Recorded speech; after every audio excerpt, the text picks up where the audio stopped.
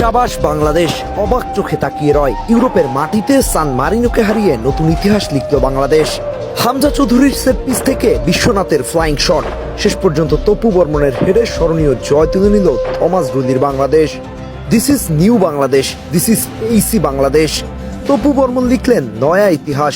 জোড়া গোল করে ইউরোপীয় ফুটবলে বাংলাদেশের পতাকা উঁচু করে ধরার নায়ক এই তপু বর্মন। পুরো বাংলাদেশকে আজ নতুন ইতিহাসের সামনে দাঁড় করিয়ে দিলেন থমাস ডুলি।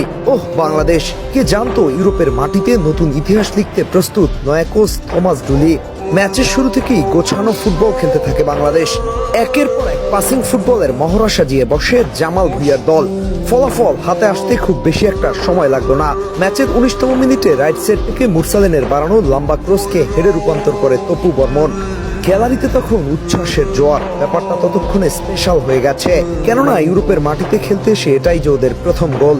তবে সেই লিডটা বাংলাদেশের পক্ষে খুব বেশি একটা দীর্ঘস্থায়ী হলো না। 31তম মিনিটে জিও কোপাত্তির গোলে সমতায় ফেরে সান মারিনো। কিন্তু কে জানতো শেষটা হবে চরম নাটকীয়তায় পরিপূর্ণ। কে জানতো সেই মুহূর্তটা আসতে যাচ্ছে প্রথমার্ধে গোল করা ওই তপু বর্মনের হাত ধরেই।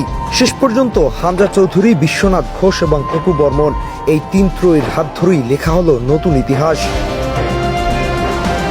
হামজা চৌধুরীর সেই অসাধারণ সেট পিস মনে হয় যেন তৈরি করা দেয়া বল। অবশেষে বাংলাদেশের